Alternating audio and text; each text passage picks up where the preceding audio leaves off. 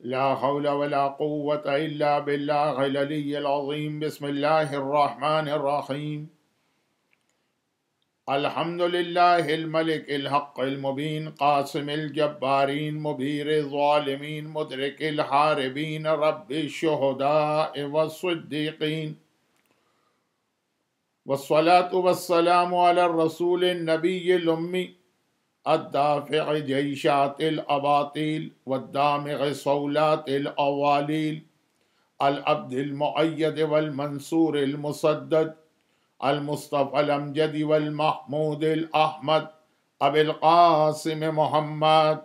اللهم صل على محمد وآل محمد وآله وقطرته الطيبين الطاهرين المعصومين المظلومين المنتجبين الذين أذهب الله عنهم الرجس وطهرهم تطهيرا.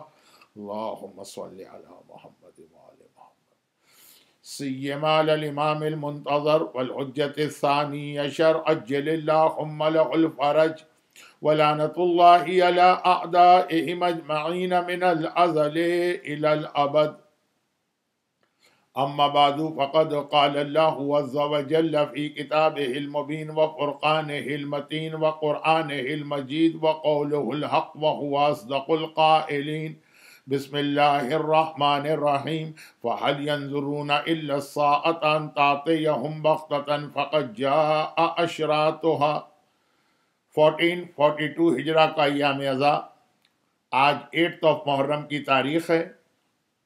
جعفری سینٹر اٹلانٹا میں ہماری مجالس کا ٹاپک امام زمانہ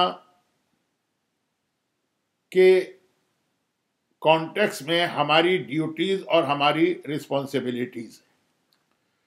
قرآن کریم کی جس آیت کی میں نے تلاوت کی، اس کی تلاوت میں نے یسٹرڈے کی مجلس میں بھی کی تھی، اور جس میں قرآن یہ کہہ رہا ہے کہ یہ ظہور امام اچانک سڈنلی نہیں ہوگا، اور قرآن کہہ رہا ہے بلکہ فقط جاء اشراطھا، اس کی سائنس تو آنا شروع ہو چکی۔ یہ 1400 سال پہلے کی آیت ہے،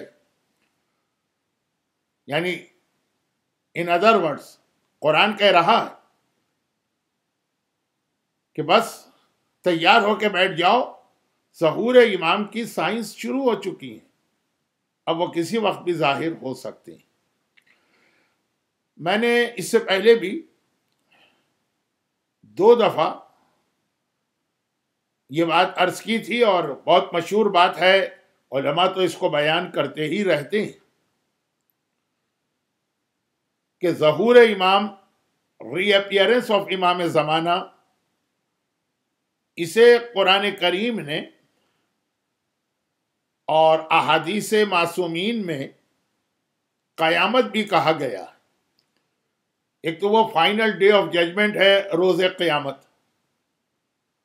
جس دن تمام انسان آدم سے لے کے اس دن تک کے اپنی قبروں سے اٹھا کے لائے جائیں گے، لیکن ظہور امام جس کے اندر سلیکٹڈ مومنین اور سلیکٹڈ منکرین وہ زندہ کر کے لائے جائیں گے، جسے ہم رجت کہتے ہیں۔ اس میں بھی ہمارا عقیدہ یہی ہے کہ وہ لوگ جو مر چکے ہیں اور دنیا سے گزر چکے ہیں وہ واپس آئیں گے، لیکن سب نہیں آئیں گے۔ مومنوں سے بھی بہت ہی سلیکٹڈ قسم کے مومنوں کو بلایا جائے گا، اور اللہ، رسول، امام اور اسلام کا انکار کرنے والوں میں سے بھی بہت ہی سلیکٹڈ لوگوں کو۔ لیکن بہرحال مردے اس میں بھی زندہ ہوں گے، اور جو مردے زندہ کیے جائیں گے ان کے حساب کتاب کا بھی ایک چھوٹا سا مرحلہ ہوگا۔ تو قیامت وہ ہے جو ایک ڈے آف ججمنٹ ہے، جو ہمارے اصول دین میں شامل ہے، اور یہ ظہور امام بھی قیامت ہے، البتہ یہ اصول دین میں شامل نہیں ہے۔ چنانچہ اگر کوئی یہ انکار کرے کہ میں اس کو نہیں مانتا، یعنی اس بات کو نہیں مانتا کہ امام زمانہ کے آنے کے بعد مردے زندہ کیے جائیں گے تو وہ گناہگار ہو سکتا ہے، لیکن نہ کافر کہلائے گا، نہ آؤٹ آف شیعہ. خیر، اب یہ بات تو اس لیے آ گئی کہ قیامت امام زمانہ کے ظہور کے لیے بھی یہ لفظ استعمال ہوا.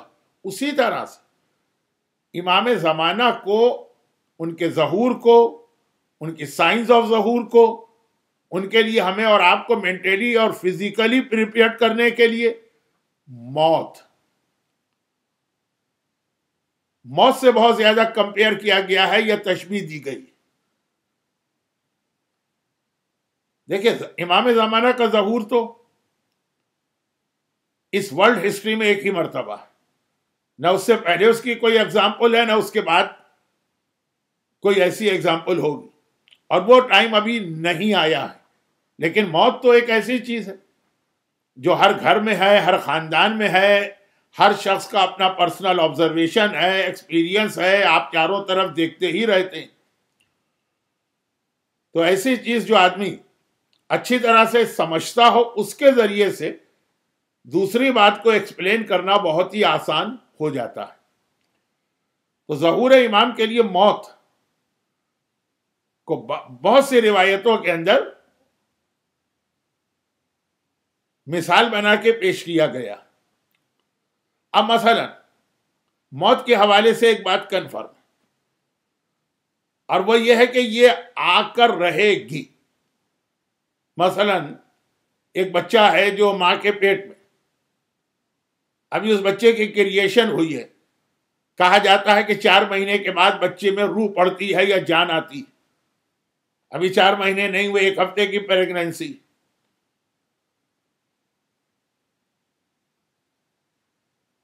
روح پڑ گئی، زندہ ہو، زندگی آ گئی. اب یہ زندگی آنے کے بعد سے لے کر اس کی زندگی کے جتنے فیزز ہیں نا، وہ سب کنفرم کوئی نہیں، سب شک والے. پتہ نہیں یہ بچہ زندہ پیدا ہو کہ مردہ پیدا ہو، مرا ہوا. بچہ زندہ بھی پیدا ہو گیا، تب بھی اب یقین کے ساتھ تو نہیں کہہ سکتے ہیں نا کہ یہ جوان ہوگا.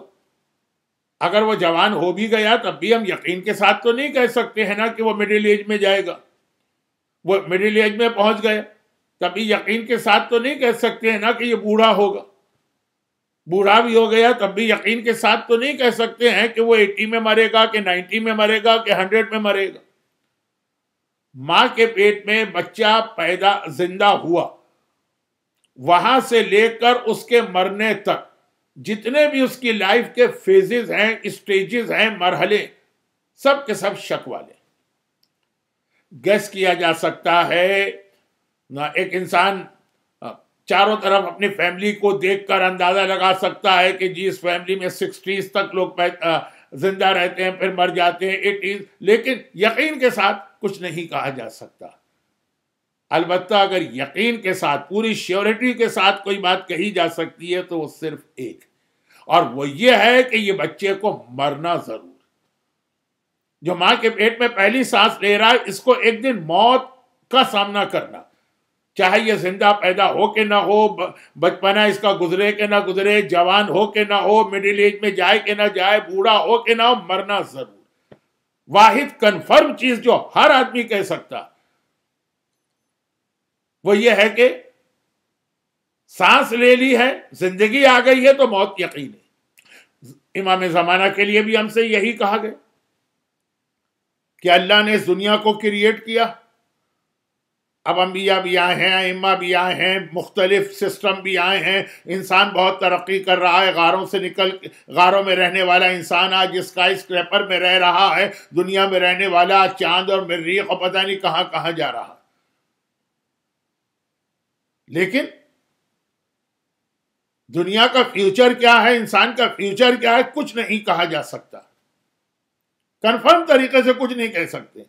صرف ایک بات کہہ سکتے کہ اس دنیا میں کچھ اور ہو کہ نہ ہو، لیکن امام زمانہ کا ظاہر ہونا یقینی بات ہے.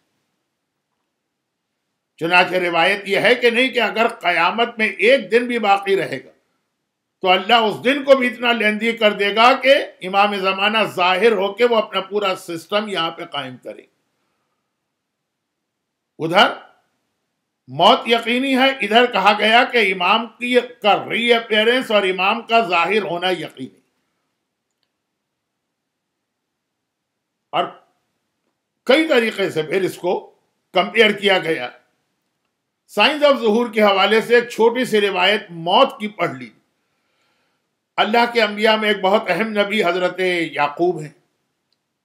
یہ بنی اسرائیل کے جتنے یہودی انبیاء ہیں وہ اسی سلسلے میں آئے. اسرائیل بلکہ نام ہی جناب یعقوب کا ہے، تو ان کی اولاد سن آف اسرائیل حضرت یعقوب. اچھا، کربلا کے ریفرنس میں بھی حضرت یعقوب کا ذکر بہت ہوتا ہے کہ جب کبھی کوئی سوال کرتا ہے چوتھے امام سے کہ مولا کب تک ماتم کریں گے، تو یہی جواب تو دیتے ہیں کہ یعقوب نے کتنے عرصے ماتم کیا. چونکہ آج کی مجلس میں بھی مصائب آقا حسین کے ایک بیٹے کے ہیں، اور 3 دن پہلے بھی مصائب آقا حسین کے ایک بیٹے کے تھے. تو حضرت یعقوب کا یہ جملہ کوٹ کرتے ہیں کہ ایک بیٹا تھا وہ کھو گیا. اچھا 12 بیٹے تھے، ان میں سے ایک بیٹا کھو گیا تو اتنا روئے. یہ جناب یعقوب. کربلا کے کانٹیکس میں بھی ان کا ذکر بہت ہوتا ہے. عزاداری کی دلیلیں کیسے ہم پروف کریں کہ عزاداری اسلام میں پارٹ ہے، اگینسٹ اسلام نہیں. حضرت یعقوب بہت سارے ان کے حالات ہیں، تو پوری بنی اسرائیل کی چین جو ہے وہ حضرت یعقوب تک پہنچتی ہے. لیکن ایک چھوٹی سی بات کہ ایک مرتبہ حضرت یعقوب ملک الموت سے ملاقات کر رہے ہیں. اچھا، یہ ملک الموت یعنی اینجل آف ڈیتھ، موت کا فرشتہ، انبیاء اور رسولوں کو ریگولر وزٹ کرنے جاتا ہے، ان کی زیارت کرتا ہے، ان کو سلام کرتا ہے. اور اس قسم کے اور بہت سارے واقعات ہیں. لیکن اب فی الحال کہ وہ حضرت یعقوب کو وزٹ کرنے گیا، ان کی زیارت کی، ریگولر جاتا ہے، مختلف ٹاپک پہ بات ہوتی ہے. حضرت یعقوب نے کہا کہ اے ملک الموت، یہ تو مجھے معلوم ہے کہ موت کا آنا یقینی، لیکن اچھا اب یہ نبی جب اس قسم کی بات کر رہا ہے تو معاذ اللہ، یہ نعوذ باللہ، وہ ہماری اور آپ کی طرح سے نہیں ہے. یہ تو ہمیں اور آپ کو سمجھانے کا ایک طریقہ، یہ ایک وے آف ٹیچنگ ہے. کہا کہ اے ملک الموت، مجھے پتا ہے کہ موت کا آنا تو یقینی ہے، کنفرم ہے، لیکن بھائی میں یہ چاہتا ہوں کہ تم میرے پاس جب آؤ تو سڈنلی نہیں آؤ، پہلے سے مجھے میسج بھیج دو. اب یہ ہم اور آپ بھی کبھی کبھار اپنے ایسے کسی مہمان سے کہتے ہیں کہ بھائی آئیے گا ضرور، بہت دل چاہتا ہے، لیکن اچانک نہیں آئیے گا، پہلے سے انفارم کر کے آئیے گا تاکہ ہم اس کے اعتبار سے پریپریشن کر سکیں. تو کہا بالکل لاجیکل بات کہی، میں تم سے یہ ریکویسٹ نہیں کر رہا ہوں کہ مجھے موت نہ آئے، میری روح نہ نکالنا، صرف اتنی بات کہ سڈنلی نہیں آنا، بلکہ مجھے ٹائم پیریڈ دینا. اب تمہارا میسج آ جائے میرے پاس، میسنجر تمہارے آ جائیں کہ تم آنے والے ہو، تاکہ میں ذرا سا اس کے اعتبار سے پریپریشن کروں. ملک الموت نے کہا یا نبی خدا، اوکے، آپ کا آرڈر ہے، ماننا. اور پھر وہ وقت آیا کہ حضرت یعقوب کی موت کا وقت آ گیا. ملک الموت پہنچ گیا گھر میں. حضرت یعقوب نے دیکھا، کہا ملک الموت اس وقت کیوں آئے؟ کہا آپ کی روح قبض کرنے. کہا یہ اچانک آ گئے، میرا تمہارا کمٹمنٹ تھا کہ تم مجھے پہلے سے انفارم کرو گے اور میسج دو گے. کہا کہ یا نبی خدا، میں نے اپنا کمٹمنٹ پورا کیا ہے اور آپ کو میسج دیا، اور ایک بھی نہیں، کئی میسج دیے. حضرت یعقوب نے کہا کون سا میسج؟ مجھے کوئی میسج نہ ملا. کہا کہ یا نبی خدا، آپ کے سر کے بال سفید ہونے لگے، یہ میرا پہلا میسج تھا کہ میں آنے والا ہوں، تیار ہو جائیے. آپ کی آئی سائٹ ویک ہونے لگی، یہ میرا دوسرا میسج تھا کہ میں آنے والا ہوں، تیار ہو جائیے. آپ کے بدن کی شکتی یا وہ جو پاورز ہیں وہ کم ہونے لگی، یہ میرا تیسرا میسج تھا کہ میں آنے والا ہوں، تیار ہو جائیے. وہ جتنے بھی سائنس بڑھاپے کے ہوتے ہیں نا، کہ ان میں سے ہر ایک میرا میسج ہے کہ میں آنے والا ہوں، اب آپ کو میرے لیے پریپریشن کرنا.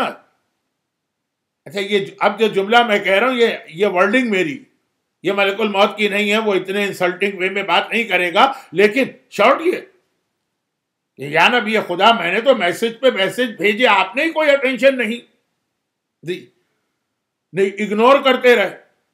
اب یہ موت کے لیے کہا گیا ہے کہ یہ سب موت کے میسج ہوتے ہیں کہ موت آنے والی ہے، تیاری کر لو.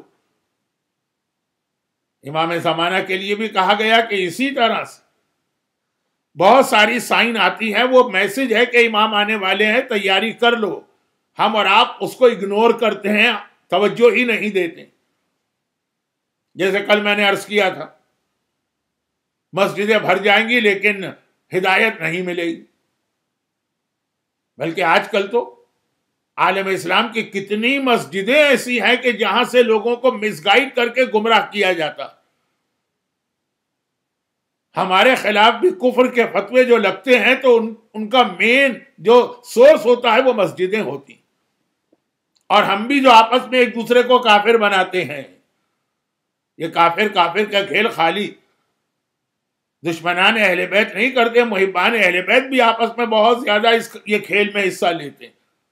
اس کے پاس وہ کافر ہے، اس کے پاس یہ کافر ہے، لیکن یہ آج کا سبجیکٹ نہیں. بات یہ ہو رہی ہے کہ سائنس آف ظہور جو ہے نا، یہ وہ موت والے کی طرح سے ایگزامپل دی گئی کہ مزہ لینے کے لیے سائن مت سنا کرو. اچھا وہ موت کی جو چیز ہے وہ ہم مزہ لینے کے لیے نہیں سنتے. آئی سائٹ کمزور ہو گئی، ہم پریشان ہو جاتے ہیں. بال سفید ہو گئے، ہم کلر لگانے کی فکر میں لگتے ہیں.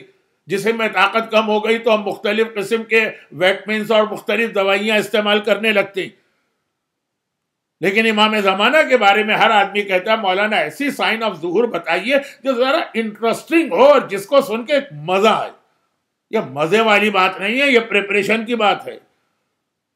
تو موت کے حوالے سے چوتھا، اب میں بتا رہا ہوں کہ موت کو اور امام زمانہ کو کس طرح سے کمپیئر کیا گیا. موت کے حوالے سے چوتھا میسج جو آج کے مجلس میں دے رہا ہوں، اور وہ یہ کہ خالی موت سنا مت کرو کہ موت آنے والی. خالی اپنی زبان سے یہ نہ کہا کرو کہ مرنا تو حق ہے، ہر ایک کو موت مرنا. اس پہ یقین کرو. یقین کا مطلب کیا ہے کہ پھر اگر مرنا برحق ہے تو اس کی تیاری کرو. اور وہاں تو پھر بھی کچھ لوگ ایسے آپ کو مل جاتے ہیں جو تیاری کرتے ہیں. دیکھیں ہمارے یہ ول لکھنا یہ بھی ایک تیاری، بہت امپورٹنٹ ایک اسلام کا حکم ہے. لیکن ایام ازا کی ان مجالس میں تو ٹائم نہیں ہے. شاید عاشورے کے بعد جو ریمیننگ 2 مجالس ہوں گی اس میں کچھ باتیں میں ذرا سی فقہی اور شرعی بھی کروں گا، لیکن فی الحال اتنی سی بات. پھر موت کی تیاری کے حوالے سے آدمی کچھ عبادتیں، کچھ اچھا قرآن کریم کی ایک آیت جو اگرچہ حج کے لیے ہے لیکن وہ موت کے لیے بھی ہے اور وہ امام زمانہ کے لیے بھی ہے. وَتَزَوَّدُوا فَإِنَّ خَيْرَ الزَّادِ التَّقْوَىٰ، سامان سفر تیار کرو اور بہترین سامان سفر تقویٰ ہے. آیت تو حج کے کانٹیکس میں آئی ہے، لیکن حج سے زیادہ امپورٹنٹ موت وہ سفر ہے جس کے لیے تقویٰ چاہیے. اب وہ روایتیں اپنے دماغ میں لے آئیے کہ رات کے اندھیرے میں راوی امام معصوم کو دیکھتا ہے کہ اپنی کمر پہ بوری رکھے ہوئے جا رہے ہیں. مولا کہاں، مجھے بتائیے میں یہ سامان لے جاؤں. کہا کہ نہیں میں تو ٹریولنگ کر رہا ہوں، یہ ٹریولنگ کا سامان ہے. اور راوی یہی سمجھا کہ امام کہیں شہر کے باہر جا رہے ہیں. 2 دن کے بعد دیکھا کہ امام تو مسجد النبوی میں بیٹھے ہیں. مولا اب آج کے زمانے میں تو آپ 2 گھنٹے میں ٹریولنگ کر کے آ سکتے ہیں، پرانے زمانے میں تو ممکن نہیں. مولا وہ تو آپ ٹریولنگ کے لیے جا رہے تھے، گئے نہیں کیا؟ امام نے کہا ٹریولنگ سے تم کیا سمجھے؟ ایک سٹی سے دوسری سٹی نہیں، اس دنیا سے آخرت کی ٹریولنگ ہے. وہ اس کا سامان تھا جو میں لوگوں کی مدد کے لیے رات کے اندھیرے میں جا کے ان کے سرہانے ان کی ضرورت کی چیزیں رکھ کے آتا ہوں. دیکھیں موت ایک سفر کا سامان تیار کرو. اور یہی امام زمانہ کے لیے سامان تیار کرو، مینٹلی پریپیئرڈ ہو اور فزیکلی پریپیئرڈ ہو. یہ اصل مقصد ہوتا ہے ظہور امام کی نشانی ہوگا. چلیں بعض مومنین کے خواہش کے اوپر ایک نشانی وہ پڑھ رہا ہوں جو ایک زمانے میں بہت زیادہ پڑھا کرتا تھا. ایک زمانے میں یہ نشانی میں بہت زیادہ پڑھا کرتا تھا، یہاں تک کہ میرے نام سے بہت مشہور بھی ہو گئی تھی. ظہور ایمان. مولا نے مسجد کوفہ میں ایک مرتبہ خطبہ دیا اور اس خطبے کے اینڈ میں تھوڑی سی سائنس آف ظہور بیان کی. پہلے بھی عرض کر چکا ہوں کہ یہ مولا کا ایک فیوریٹ ٹاپک تھا. جب وہ سائن آف ظہور کمپلیٹ ہو گئی تو ایک بار مولا کے ایک بہت ہی کلوز صحابی، ہر ایک آدمی جانتا ہے کیونکہ ان کی دعا تو ہر آدمی ایوری تھرسڈے پڑھتا، کمیل ابن زیاد، جن کو مولا نے اپنا فائنانس منسٹر بھی بنایا تھا. مولا کے خلافت کے زمانے میں انہی کے پاس بیت المال تھا. وہ مولا کے پاس آیا اور کہا کہ مولا زدنی بیانہ، مجھے مزید کچھ ڈیٹیل چاہیے. اچھا، ایک کتاب میں روایت اس طرح لکھی، ایک دوسری کتاب میں روایت اس طرح ہے، آگے جا کے دونوں روایتیں ایک ہو جائیں گی، کہ ایک بار کمیل کہنے لگے کہ مولا، میں یہ معلوم کرنا چاہتا ہوں کہ مرنے کے بعد میری قبر کہاں بنے گی. مولا نے کہا چلو میں تمہیں بتاتا ہوں. یہ کہہ کہ کمیل کا ہاتھ پکڑا اور ان کو کوفے سے باہر ایک جنگل اور ڈیزرٹ میں لے جا کے کھڑا کر دیا.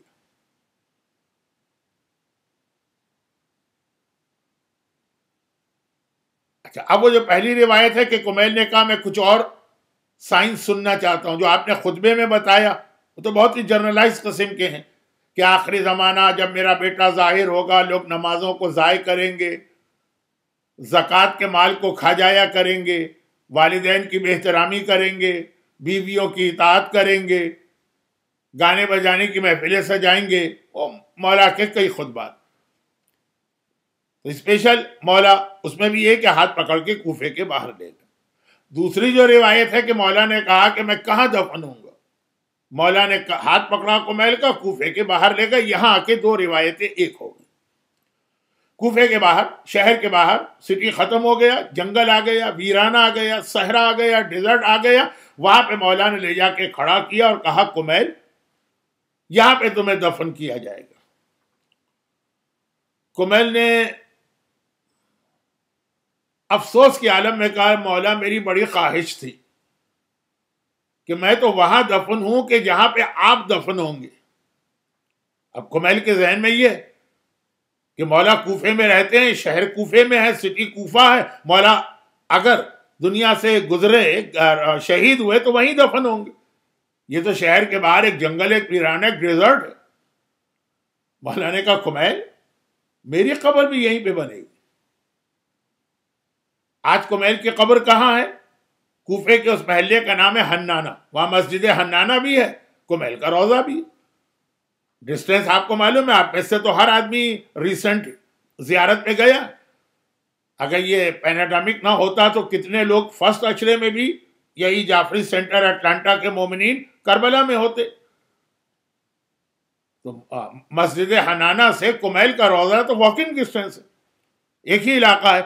تو وہ نجف ہے اور مولا بھی نجف میں دفن ہے. تو کمیل نے ایک افسوس کے ساتھ کہا مولا تو میں تو یہ چاہ رہا تھا جہاں آپ دفن ہیں وہاں میں دفن ہوں.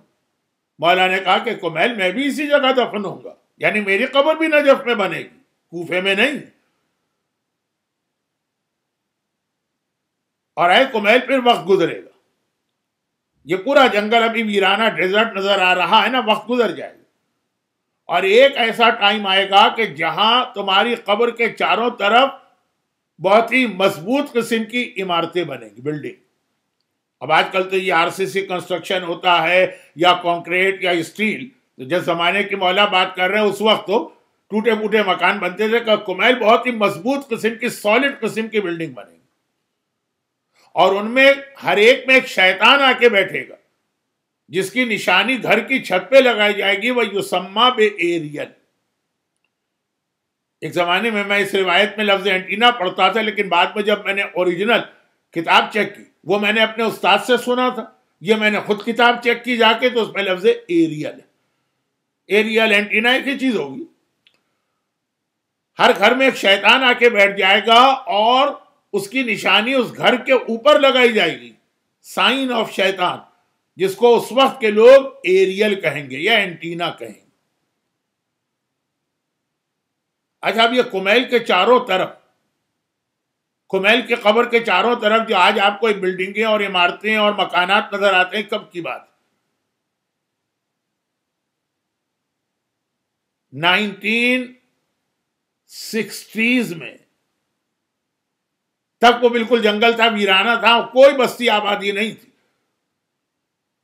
اس کے بعد پھر وہاں ٹاؤن پلاننگ ہوئی اور مکان بنائے گئے۔ 60s کی بات کر رہا ہوں، اور روایت ہے 1400 سال پرانی۔ دور دور تک کوئی چانس ہی نہیں تھا کہ اس جگہ پہ مکانات بنے۔ نجف آباد ہو گیا تھا۔ نجف سے مطلب یہ کہ جہاں مولا کا روضہ، لیکن کمیل کا روضہ اسٹل بہت دور تھا۔ میرے ایک استاد 1955 میں نجف اشرف کے حوزہ علمیہ میں اس وقت تعلیم حاصل کر رہے تھے، اور وہ بھی بتاتے ہیں کہ وہ ویرانہ سا تھا، روضہ تھا کمیل کا، زیارت کے لیے جاتے تھے لیکن کچھ بھی نہیں تھا وہاں۔ ایک آدھ ٹوٹا پوٹا اکا دکا کوئی مکان ہے تو نہیں۔ پھر امام نے کہا کہ سنو، کچھ عرصہ گزرے گا تو ہر گھر کے اندر مصباح، کل مصباح، چراغ کی طرح سے ایک چیز آئے گی جس کی وجہ سے گھر میں بیٹھے ہوئے آدمی کو پتہ چل جائے گا کہ باہر کون آ رہا ہے کون جا رہا ہے۔ جو لیمپ ہوتا ہے، چراغ ہوتا ہے، اس کا کام ہے نا اندھیرے کو دور کرنا، آدمی کو راستہ دکھانا۔ پہلے زمانے میں تو لوگ سڑکوں پہ بھی جاتے تھے، ہاتھ میں چراغ لے کے جاتے تھے، موم بتی لے کے جاتے تھے، تو نظر آ جاتا تھا کون ہے، رکاوٹ کیا ہے۔ کہا یہ گھر میں بیٹھیں گے، ایک ایسا چراغ ہوگا کہ ان کو گھر کے باہر کا پتہ چلے گا۔ آج ہم اسی کو سی سی ٹی وی اور پتہ نہیں کیا کہتے ہیں۔ اور کمیل پھر ہر گھر کے اندر ایک ایسی چیز آئے گی جس کے اندر انسان مشرق میں بیٹھ کے مغرب کو دیکھے گا، مغرب میں بیٹھ کے مشرق کو دیکھے گا، خالی دیکھے گا نہیں، مشرق والا مغرب والے سے باتیں کرے گا، مغرب والا مشرق والے سے باتیں کرے گا۔ اب جناب کمیل کا روضہ جہاں پہ آج ہے، اس کے اطراف میں جو گھر ہیں، مجھے ان گھر والوں کے بارے میں تو نہیں پتا کون لوگ ہیں، لیکن وہاں گھروں میں گئے بغیر آپ کو یقین کے ساتھ بتاتا ہوں کہ یقیناً ان گھروں کے اندر یہ آئی فون وغیرہ ہوں گے، اور یہ واٹس ایپ اور یہ ساری چیزیں چل رہی ہوں گی۔ مغرب والا مشرق والے کو دیکھ بھی رہا ہے اور باتیں بھی کر رہا۔ جو چیز آج آپ کے بچوں کے لیے جسٹ لائک اے ٹوائے ہے، 1400 سال پہلے بڑے بڑے سائنٹسٹ اور اسکالرز کے لیے اس پہ یقین کرنا مشکل ہوتا تھا۔ چنانچہ ایک ایسی حدیث تھی جسے علماء نے کتابوں میں لکھنا بھی چھوڑ دیا اور بیان بھی نہیں کیا، کہ ایسی حدیث جس کا کوئی تعلق نہ ہمارے اصول دین سے ہے، نہ فروع دین سے ہے، نہ دین کے بڑے مسئلے سے ہے، سن کے لوگ مذاق اڑائیں گے، نوجوان جو ہے ان کا ایمان شیکی ہو جائے گا، تو اس کو بیان کرنے کی کوئی ضرورت نہیں۔ یہ بھی ایک بہت اہم مسئلہ۔ عالم کسے کہتے ہیں؟ میرے ایک استاد نے ایک مرتبہ جو حوزہ علمیہ نجف سے پڑھ کے آئے تھے، یہ سوال کیا، ہمارے جتنے کلاس فیلو تھے انکلوڈنگ می، جو علم رکھتا ہو، جو بہت زیادہ نالج رکھتا ہو، کہا نہیں، عالم اسے نہیں کہتے، عالم اسے کہتے ہیں کہ جس کو یہ پتا ہو کہ کتنا علم پبلک کے سامنے ظاہر کرنا اور کتنے علم کو چھپانا۔ ورنہ آج کل کا تو زمانہ ایسا ہے نا کہ ساری چیزیں گوگل پہ موجود ہیں، ساری چیزیں مختلف سافٹ ویئر میں موجود ہیں، وہاں سے تو ایک بچہ بھی ایک بٹن دبا کے ساری انفارمیشن لے لے۔ لیکن کیا چیز لوگوں کے سامنے پیش کرنا ہے اور کیا چیز کو چھپا کے رکھنا، یہ آج کل یہ جو واٹس ایپ اور یوٹیوب ہے اس نے یہی غضب ڈھایا۔ آپ کو بڑے بڑے علماء نظر آئیں گے، لباس علماء میں ہیں، حوضے میں ٹائم بھی گزار کر آئے ہیں، لیکن ان کو یہ اندازہ نہیں ہو رہا ہے کہ کیا چیز یوٹیوب کے اوپر اپلوڈ کرنا ہے اور کیا چیز ہے حق، لیکن فی الحال اس کو چھپا کے رکھنا، یہ ایک بہت اہم مسئلہ ہے۔ میں ذرا بیچ میں ادھر سے ادھر چلا جاتا ہوں، آج تو میرا پورا ارادہ تھا کہ ایسا نہیں کروں گا، لیکن پھر بھی ہو گیا، واپس آتا ہوں۔ تب یہ 1400 سال پہلے کی ایک ایسی حدیث ہے کہ جس کو آج ایک بچہ سن کر کہے گا کہ اس میں کیا خاص بات ہے، یہ تو ایک عام سی بات ہے۔ 1400 سال پہلے کے بڑے بڑے ریسرچ اسکالر اور سائنٹسٹ ہنستے تھے کہ یہ کیسے پاسبل ہے، مشرق کا آدمی مغرب کے آدمی سے باتیں کرے۔ جعفری سینٹر اٹلانٹا میں تو میرا ایک اندازہ ہے، کیونکہ میں کئی سالوں سے جا رہا ہوں، کہ لوگ کافی توجہ سے اور اٹینٹیو ہو کے میری مجلسیں سنتے ہیں، لیکن بہت سارے علاقے ایسے ہیں جہاں لوگوں کو یہ مجلس سمجھ میں ہی نہیں آتی ہے کہ پڑھا کیا جا رہا۔ وہ کہتے ہیں کیا اس کو مجلس کہتے ہیں؟ مجلس تو ایسی ہے کہ اتنے نعرے تو لگ رہے ہوں کہ جعفری سینٹر کی چھت ہلنے لگے اور ڈر لگے کہ کہیں اب یہ چھت گر تو نہ جائے۔ تو وہاں پہ یہ ہو رہا ہے کہ میں مجلس پڑھ رہا ہوں، خواتین، مرد تو سامنے ہوتے ہیں، ذرا ہمت نہیں ہوتی ہے، لیکن اب مردوں میں بھی ہمت ہو گئی ہے۔ خواتین پردے کے پیچھے آئی فون اٹھایا، جمال پور تاج پول میں اپنی نند کو یا اپنی بھاوت کو فون کیا، بھائی آج کیا پکا رہی ہو اور کیسے پکا رہی ہو، کتنے لوگوں کے یہاں مجلس ہو رہی ہے، وہاں ان کی باتیں چل رہی ہیں۔ اتنا ایزی ہو گیا کہنے کا مقصد یہ۔ لیکن یہ ساری نشانیوں کا مطلب یہ نہیں ہے کہ ہم سنیں، مزہ لے کہ واہ واہ کیا کہنا میرے مولا کے علم کا، ہر آدمی جانتا ہے باب مدینۃ العلم ہے۔ یہ دیکھنا ہے کہ پھر ہم نے کتنی اس کے حساب سے تیاری کی۔ یاد رکھیے ظہور امام کی نشانیاں جو ہیں اس میں بھی یہ، اور اس کے ساتھ ایک اور سبجیکٹ اس کے ساتھ ساتھ ہے، اس میں بھی یہی ایک میسج ہے، اور آج کے مجلس میں میرا مقصد وہی میسج دینا تھا کہ ظہور امام کی جو نشانیاں، اب زیادہ تو جو باتیں رہ گئی ہیں وہ عاشورے کے بعد کی مجلس میں آئیں گی۔ کل شب عاشور ہے، شاید اس موضوع پہ میں کل بات کر بھی نہ سکوں، لیکن یہ ظہور امام کی نشانیاں یہ خالی ایک انفارمیشن کے لیے نہیں ہے، خالی انٹرسٹ کے لیے نہیں، یہ ہے پریپریشن کے لیے۔ اور اس کے ساتھ ایک چیز اور ہے، بعض لوگوں کو ظہور امام کی اتنی بے چینی ہوتی ہے، سو ایگر، کہ وہ کہتے ہیں کہ نشانی چھوڑیے کہ امام کب آئیں گے، کب وہ ٹائم کیا ہوگا، اس کے لیے کیا سائن ہو کے چھوڑیں۔ مولانا کوئی ایسا طریقہ بتائیے کہ امام جب آئیں ابھی ہماری امام سے ملاقات ہو جائے۔ وہ تو جب امام ظاہر ہوں گے تو ساری دنیا امام کے چہرے کی زیارت کرے گی، لیکن اتنا ویٹ ہم سے نہیں ہو رہا۔ ہمیں تو یہ بتائیے کہ ابھی ہم امام کی زیارت کر سکیں۔ اور چونکہ ہمارے پاس بہت سارے اتھینٹک اور انتہائی ٹرسٹ وردی علماء اور مجتہدین کے واقعات ہیں کہ انہوں نے امام سے ملاقات کی، تب کم از کم یہ تو کنفرم ہے کہ اس کی پاسبلٹی ہے۔ ٹھیک ہے، اس کا ایک گولڈن رول بھی یاد رکھیے، بڑے بڑے مراجع نے لکھا جو امام سے ملاقات کرتا ہے وہ کبھی بتائے گا نہیں، جو بتاتا پھر رہا ہے اس کی امام سے ملاقات نہیں ہوئی۔ تو وہ جو اتنے سارے واقعات آپ کو ملتے ہیں اس میں بھی آپ دیکھیں کہ ان علماء کو بھی نہیں پتا ہوتا تھا کہ یہ امام ہیں جن سے ہم مل رہے ہیں، اور اگر کسی کو پتا ہوتا تھا تو اس نے اپنی زندگی میں کسی کو یہ نہیں بتایا، جیسے مقدس اردبیلی ہیں یا سید مہدی بحر العلوم۔ اور کل آپ نے سنا شیخ مفید جیسا عظیم عالم، لیکن امام سے ملاقات ہوئی اور ان کو پتہ ہی نہیں چلا کہ یہ امام۔ تو غرض یہ کہ اگر آپ کے چاروں طرف کبھی کوئی ایسا مرد یا عورت آئے کہے کہ میں امام سے ملتا ہوں، میری ملاقات ہوتی رہتی ہے، تو اس کا مطلب یہ ہے کہ وہ غلط بیانی کر رہا۔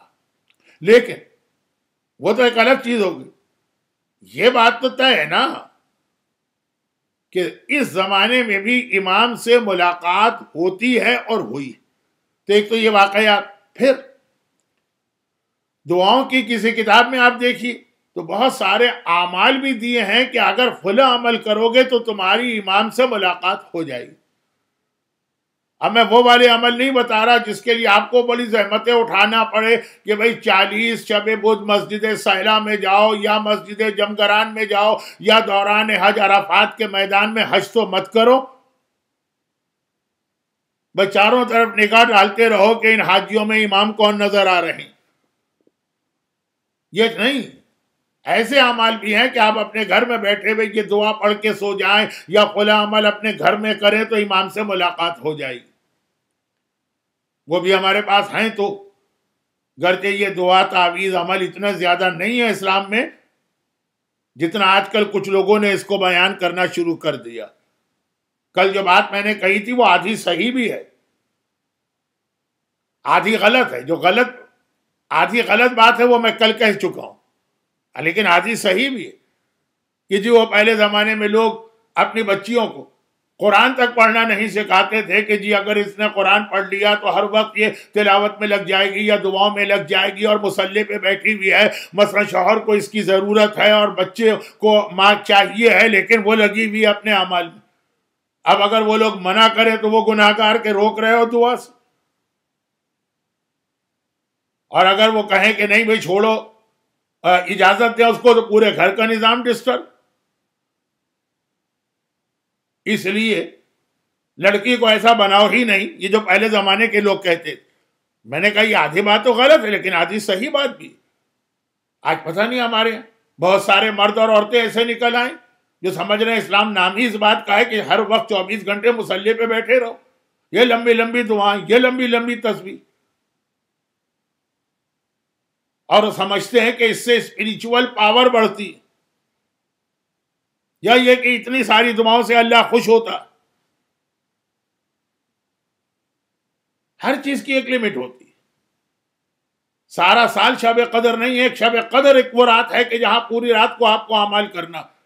اب اگر آپ پورے سال کو شب قدر بنا دیں,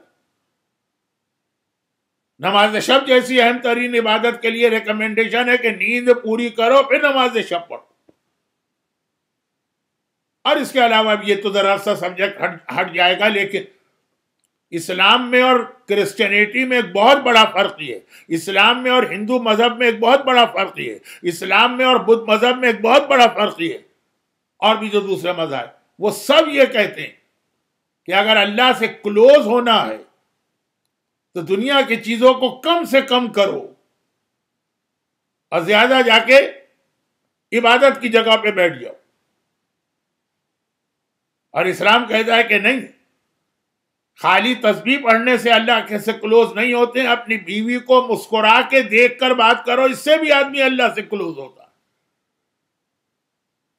اپنے شوہر کو ایک مثلا گلاس پانی پلا دو, اس سے بھی اللہ خوش ہوتا. خوش نہیں ہوتا, کلوز ہوتے ہو اللہ کے. شادی کے موقع پہ تو آپ اکثر سنتے کہ بغیر شادی والے کی 70 رکعت نماز سے زیادہ ثواب شادی والے کی 2 رکعت نماز کا. لیکن یہ اور بھی, کیونکہ آج کل ذرا سا ایکسٹریمزم آ گیا ہے ہمارے یہاں. جو لوگ دین سے دور ہیں تو ایسے کہ وہ فرض نماز بھی پڑھنے کو تیار نہیں, اور جو دین کے قریب ہے تو اتنے لمبے لمبے ڈیلی اعمال. مفاتیح الجنان کے آخر میں مولا کی ایک ڈانٹ ہے. ایک آدمی کو دیکھا بہت لمبی لمبی دعائیں پڑھ رہا, امام نے اس سے ڈانٹا, یہ اتنی لمبی دعاؤں کا کیا فائدہ اور ضرورت. جو اللہ لمبی دعا سنتا ہے وہی اللہ شارٹ دعا بھی سنتا ہے. خیر, تو یہ بیچ میں بات اس لیے آ گئی کہ ہمیں اور آپ کو تو اس طرح سے بنایا گیا کہ یہ اپنی ذمہ داریاں ادا کر لو. والدین کی خدمت, شوہر کی خدمت, بیوی کی ذمہ داری, بچوں کی ذمہ داری, یہ بھی ایک عبادت ہے اور بہت بڑی عبادت ہے. لیکن وقت نہیں رہا آج, تو پتہ نہیں میں کہاں سے کہاں چلا گیا. خیر, یہ تو روزانہ کی ایک ٹریجڈی. واپس آتا ہوں اصل ٹاپک پر کہ جی وہ امام زمانہ سے ملاقات کے کچھ اعمال اور دعائیں بھی. لیکن مسئلہ یہ نہیں ہے کہ امام کی زیارت ہم کو کرنا ہے, دل تڑپ رہا ہے. ظہور کے بعد تو ہر ایک کو زیارت ہوگی. ہم نے کہا وہ ظہور تو پتہ نہیں کب ہو رہا ہے, سائنس آف ظہور تو پتہ نہیں کب پوری ہوں گی. ہماری ابھی کیوں نہ ملاقات ہو جائے. بار بار روایتوں میں کہا گیا کہ دیکھو امام سے ملنا اتنا اہم نہیں ہے، امام کو خوش کرنا زیادہ اہم۔ رسول اللہ سے ملنے والے کتنے سارے تھے، رسول ان میں سے خوش کتنوں سے تھے؟ اور جو رسول خدا سے کبھی نہیں ملا اویس قرنی، کیونکہ اویس کا واقعہ ہر آدمی جانتا ہے تو خالی اشارہ کر دینا کافی، اس سے رسول اتنے خوش ہیں کہ اپنا اسپیشل سلام اس کو بھجوا رہے ہیں۔ ایک مدینے کے منافقین جو روزانہ صبح و شام جا کے رسول کو سلام کرتے ہیں، اور ایک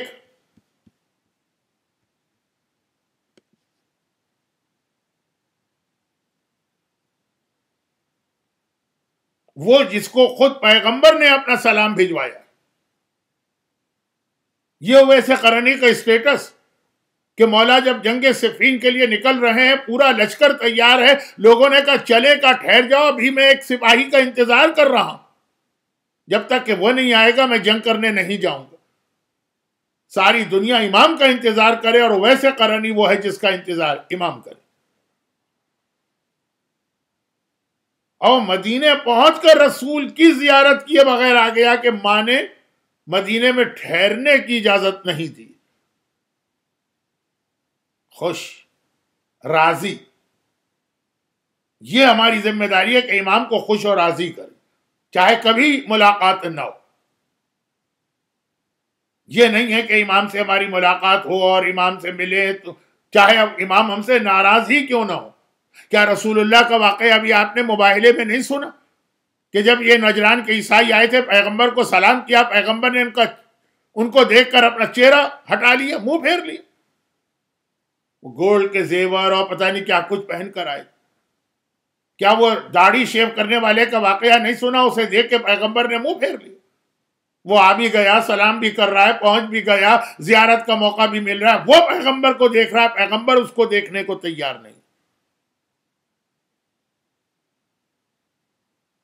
کمال تو وہ ہے نا کہ امام ہم سے راضی اور خوش ہوں، تو جو لوگوں کو تو سائن آف ظہور سے بھی ہم کو انٹرسٹ اسی لیے ہے نا کہ امام ظاہر ہوں گے، ہم امام کی زیارت کریں۔ اور جو لوگ زیادہ جلدی کرتے کہتے ابھی ہمیں امام کی زیارت مل جائے۔ امام کو راضی رکھنے کی کوشش کیجئے، چاہے آپ کو امام کی زیارت ملے ابھی اور چاہے نہ ملے۔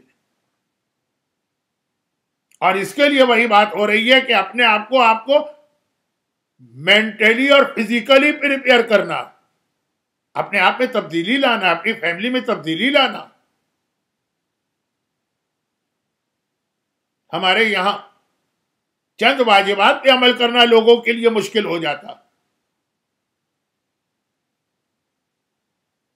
چند حرام چیزوں سے اپنے آپ کو بچانا مشکل ہو جاتا۔ اور کربلا کا میسج یہ ہوتا ہے کہ دین تو اتنا قیمتی ہے کہ اس کے خاطر انسان اپنے جگر کا ٹکڑا بھی قربان کر دیتا۔ غیبتیں، تہمتیں، ایلیگیشن، اتہامات، حسد، جیلیسی، ایروگنس، گھمنڈ و غرور، یہ آپ کو ان لوگوں میں بھی نظر آتا ہے جو بڑے پکے قسم کے نمازی ہوتے ہیں۔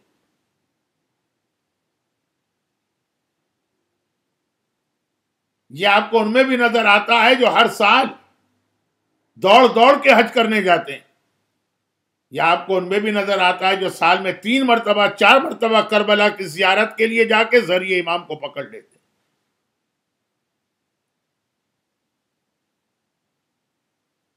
لیکن امام منہ پھیر لیتے ہیں۔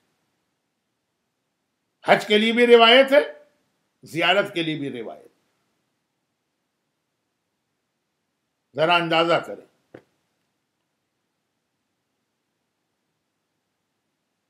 جس رباب نے اپنا اصغر اسلام کے لیے قربان کر دیا، اگر وہ یہ دیکھے کہ ہماری عورتوں اور مردوں کی نگاہ میں اسلام کے احکامات اتنے زیادہ بے قیمت، جیسا کہ میں نے بار بار عرض کیا، کہ جو لمبی لمبی دعاؤں سے اور اعمال سے اسلام نے روکا ہے، کا کوئی فائدہ نہیں اس دعا کا کہ جس میں تمہارا دل ادھر ادھر جانے لگے. کم عبادت کرو جوش کے ساتھ، خوشی کے ساتھ.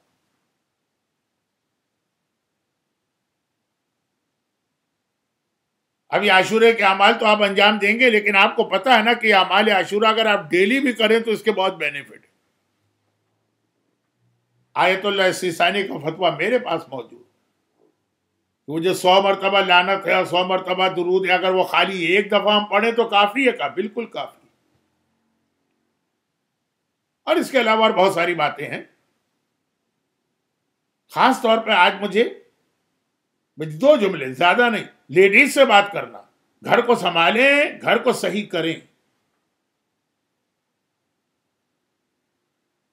کربلا میں ایک بہت بڑا میسج آقا حسین نے ان بیویوں کو اپنے ساتھ لے جا کر یہ دیا تھا کہ عورت کا رول بھی اسلام کی خدمت کے لیے کتنا اہم ہوتا.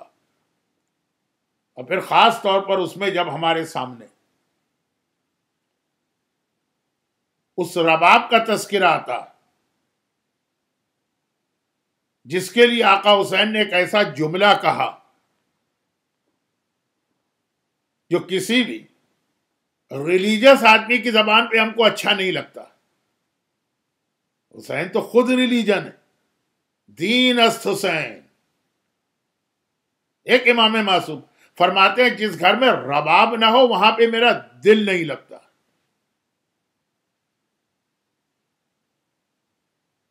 یہ وہ حسین کہہ رہے ہیں کہ کربلا کے واقعے کے بعد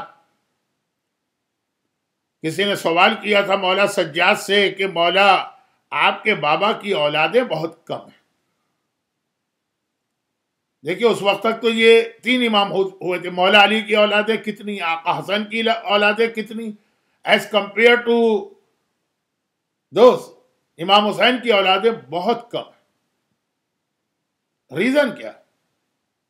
آقا سجاد کا جواب بھی آپ کو پتا ہے کہ تجھے اس پر حیرت ہے کہ صرف یہ 3 بیٹے ہیں اور 2 بیٹیاں ہیں، اور مجھے تو اس پر حیرت ہے کہ اتنی بھی کیسے ہو گئی. میرا بابا عبادت خدا کا اتنا شوقین ہے، کل کی رات شب عاشور ہے جو حسین نے عبادت کے لیے بھی لی ہے. میرا بابا عبادت خدا کا اتنا شوقین تھا کہ اتنا وقت بھی نہ تھا کہ اپنے گھر میں جائیں اور بیویوں کو وہ وقت دیں. چونکہ آقا حسین کی ذات ہے نا تو میں بہت احتیاط سے بات کر رہا ہوں، کچھ جملے شاید میں واضح نہیں کر پائے.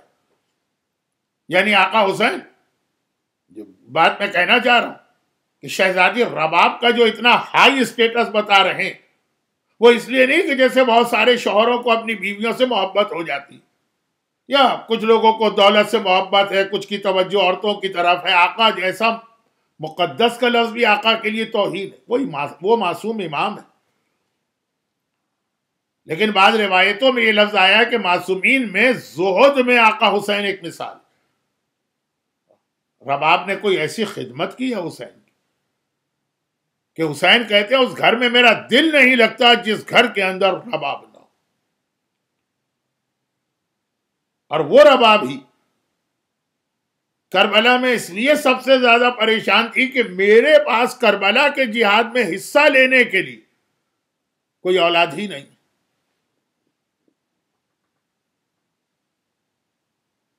فروا کے پاس تو 13 سال کا قاسم ہے نا، لیلا کے پاس تو 18 سال کا علی اکبر ہے نا.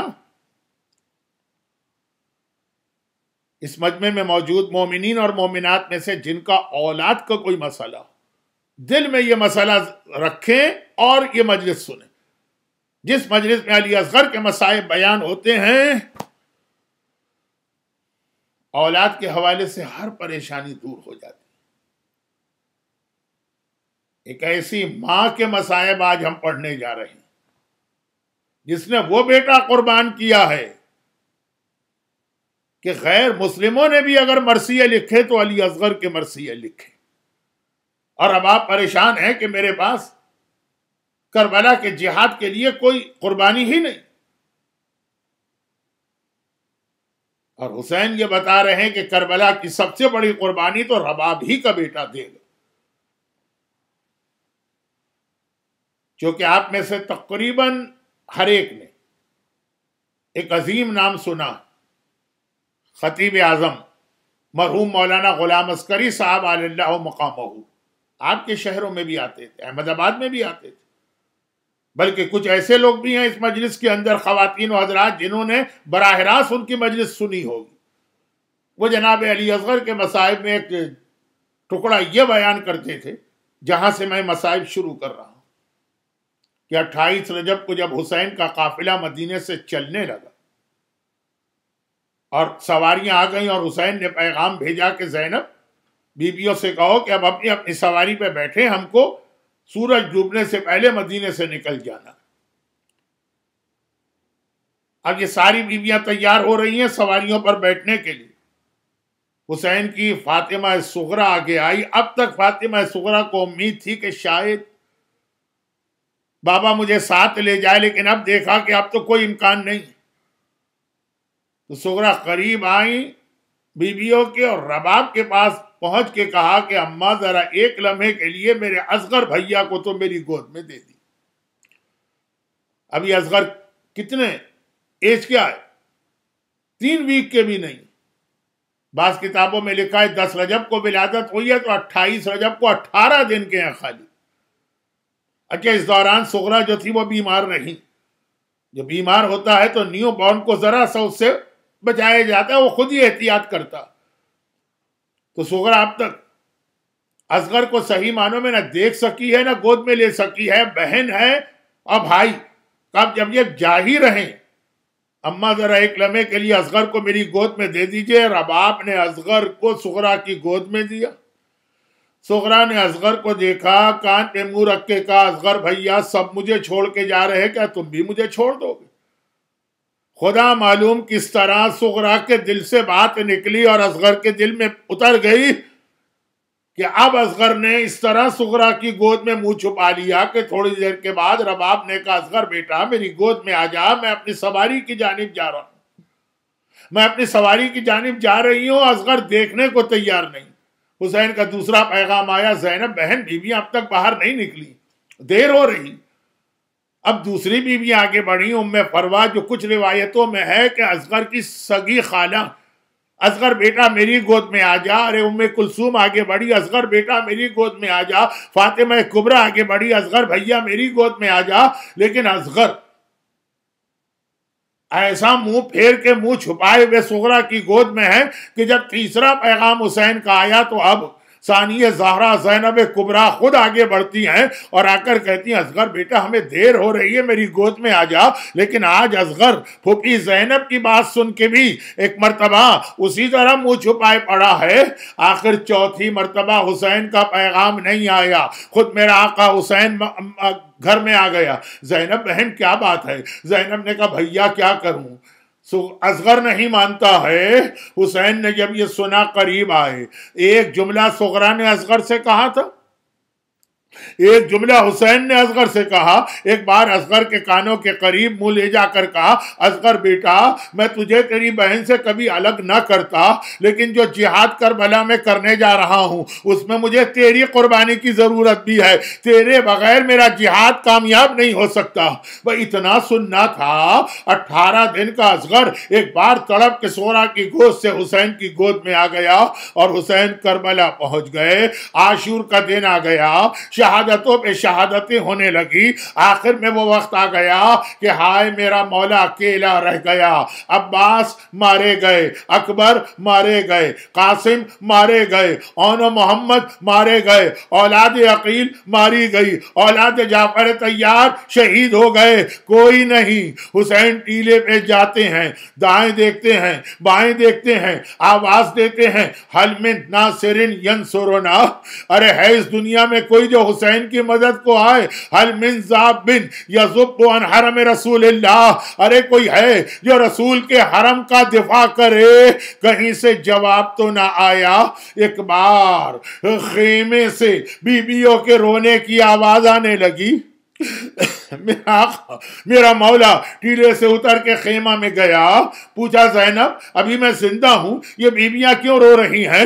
زینب نے کہا بھیا ادھر تو نے صدائے استغاثہ بلند کی، ادھر اصغر نے اپنے آپ کو گہوارے سے زمین پہ گرا دیا، شاید بابا کو یاد دلا رہا ہو، بابا مدینے سے وعدہ کر کے لایا تھا کربلا کے جہاد میں اصغر کی ضرورت ہوگی، ابھی اصغر زندہ ہے، جب تک اصغر زندہ ہے حل من ناصر نہ کہنا، تیرا ایک ناصر تیرا ایک مددگار یہاں پہ موجود ہے۔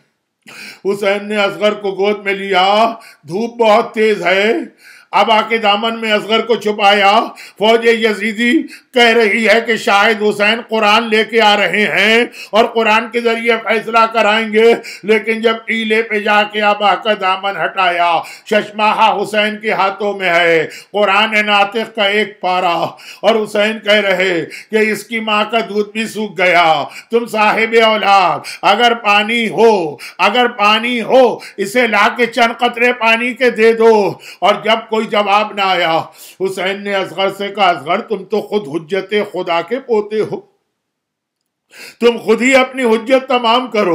ننھے اصغر نے اپنی ننھی سی زبان سوکھے ہونٹوں پہ پھیرنا شروع کی، یہ اس طرح سے زبان پھیری جا رہی ہے کہ پورے لشکر یزید میں کوہرام بپا ہو گیا، ارے یزیدی تک رو دیے، یزیدیوں کا کلیجہ ٹکڑے ٹکڑے ہو گیا۔ ایسا جہاد تو اکبر نے بھی نہیں کیا، ایسا جہاد تو عباس نے بھی نہیں کیا۔ ایک مرتبہ عمر سعد گھبرا گیا، پریشان ہوتا ہے، ہرملہ کے قریب آتا ہے، کہتا ہے ہرملہ اگر کچھ دیر اور اصغر اسی طرح سے میری فوج کے سامنے رہا تو بغاوت آ جائے گی، اقطع کلام الحسین، حسین کے کلام کو کاٹ دے۔ اور ہرملہ ایک بار اپنے تیروں کو دیکھتا ہے، ایک بھال کا تیر بھی تھا جو عرب میں ایک آدمی کی گردن توڑنے کے لیے استعمال ہوتا ہے، اور 3 بھال کا تیر بھی تھا جو کسی درخت میں سوراخ کرنے کے لیے استعمال ہوتا ہے یا گھوڑے کی گردن توڑنے کے لیے استعمال ہوتا ہے۔ ارے ششماہ علی اصغر کا 6 مہینے کے بچے کا وہ نازک سا گلا اور 3 بھال کا وہ تیر جو گھوڑے کی گردن توڑے، 3 بھال کا وہ تیر جو کسی درخت میں سوراخ کرے۔ ایک مرتبہ ہرملہ نے 3 بھال کا تیر نکالا، کمان میں لگایا، اور ایک مرتبہ تیر چلانا چاہتے ہیں کہ ہرملہ کے ہاتھ کانپ گئے، تیر و کمان ہاتھ سے گر پڑے، دوبارہ کوشش کی، ارے دوبارہ ناکام رہا، جب تیسری مرتبہ بھی ناکام رہا اس کا دوست سنان قریب آتا ہے اور کہتا ہے ہرملہ اگر کوئی مجھ سے پوچھے آج عرب کا سب سے بڑا تیر انداز کون ہے میں تیرا نام لوں گا۔ ایک چھوٹے سے بچے سے ڈر گیا، عجیب جواب دیا، کہا کہ نہیں سنان بچے کی بات نہیں ہے، ادھر میں کمان کھینچ کے تیر چلانا چاہتا ہوں، ادھر خیمے کا پردہ اس طرح ہلتا ہے جیسے بچے کی ماں خیمے کے دروازے پہ کھڑی ہے، ہائے ماں کی آنکھوں کے سامنے ششماہے کو کیسے تیر ماروں۔ سنان نے آنکھوں پہ ہاتھ رکھا، 3 بھال کا تیر چلا، اصغر کے گلے میں پیوست ہو گیا، ہائے اصغر کا ننھا سا گلا، 3 بھال کا تیر اس ننھے سے گلے میں اس طرح لگا کہ ایک سرے سے دوسرے سرے تک اصغر کا پورا گلا چھد گیا، خون کا فوارہ بلند ہونے والا ہے۔ حسین یہ تیر کھینچ کے نکالنا چاہتے ہیں، یا اکبر کے کلیجے سے برچھی نکالنا چاہی تھی، یا اصغر کے گلے سے یہ تیر نکالنا چاہتے ہیں۔ ادھر حسین نے تیر نکالنا چاہا، 6 مہینے کا بچہ ہے نا، بہت چھوٹا بچہ ہے نا، یہ کم سن معصوم کربلا کا ننھا مجاہد، حسین نے ادھر تیر نکالنا چاہا، بچہ تڑپ اٹھا۔ حسین نے کہا اصغر مجھے پتا ہے تجھے تکلیف ہو رہی ہوگی، لیکن تو حسین کا بیٹا ہے، علی کا پوتا ہے، عباس جری کا بھتیجا ہے، میں تیر نکالتا ہوں، تڑپنا نہیں۔ اب جو حسین نے تیر نکالا بچہ تڑپا تو نہیں مگر تیر کیا نکلا، اصغر کی جان بھی نکل گئی اور ایک بار خون کا فوارہ بلند ہوا۔ حسین نے اپنا چلو بڑھایا، یہ خون لیا، آسمان کی جانب پھینکنا چاہتے ہیں، ایک بار آسمان تڑپ اٹھا، آقا یہ بے گناہ خون، یہ معصوم خون، ایک قطرہ بھی ادھر نہ آئے ورنہ کبھی بارش نہ ہوگی، زمین پہ پھینکنا چاہا، ارے زمین کانپ اٹھی، آقا یہ خون یہاں نہ آنے پائے، قیامت تک ایک قطرہ، قیامت تک کوئی سبزہ نہ اگے گا۔ ارے حسین حیران و پریشان کھڑے ہیں، انکار آسماں کو ہے، راضی زمین نہیں، اصغر تیرے خون کا ٹھکانہ کہیں نہیں۔ اور آخر میں میرے مولا نے چلو میں خون ہے، وہی خون اپنے چہرے پہ ملا۔ جب نانا رسول خدا کے پاس جاؤں گا تو اس حالت میں جاؤں گا، نانا ذرا دیکھ میرے اصغر کا خون کس طرح سے میرے چہرے پر ہے۔ اور پھر حسین ایک بار اصغر کا لاشا لے کے چلے، کس طرح سے یہ لاشا ماں کو دکھائیں، بخیمے میں گئے، رباب کے سامنے اصغر کو رکھا، ہائے وہ ماں جس کا ششمہ مارا گیا، رباب نے دیکھا اور صرف ایک جملہ کہا، یا بنیا مثلو کا ینہر، ارے اصغر بیٹا 6 مہینے کا تو جانور بھی ذبح نہیں ہوتا، ہائے میرا ششمہ کس طرح 3 بھال کے تیر سے مار۔ اجرکم علی اللہ، یہ خون ناحق کہ آسمان بھی کانپ اٹھا، زمین بھی تھرا اٹھی۔ فاطمہ زہرا نے اپنے پوتے اصغر کے مصائب کو کس طرح سنا ہوگا؟ ارے آقا عباس نے کس طرح سے اپنے بھتیجے کی شہادت کو سنا ہوگا، میں نہ رہا تو اصغر کس طرح مارا گیا۔ پروردگارہ تجھے میرے مظلوم آقا سرکار سید الشہداء کے اس امتحان کا واسطہ، جو انبیاء بھی نہیں دے سکتے، جو اوصیاء بھی نہیں دے سکتے، مصائب علی اصغر سننے والے تمام مومنین اور مومنات کو، ان کے گھروں کو، ان کے گھر والوں کو، ان کی اولادوں کو ہر مصیبت و پریشانی سے محفوظ فرما۔ خدا بندہ اس خون ناحق کا واسطہ صاحبان ایمان کی تمام حاجتوں کو پورا فرما، لیکن اسی خون ناحق کا واسطہ اگر تیرے دین کو ضرورت پڑے تو ہر باپ کو، ہر ماں کو اسی طرح سے اپنی اولاد قربان کر دینے کا جذبہ عطا فرما، اور ان مظالم کے انتقام کے لیے اپنی آخری حجت امام زمانہ کے ظہور میں تعجیل فرما۔ ربنا تقبل منا انک انت السمیع العلیم۔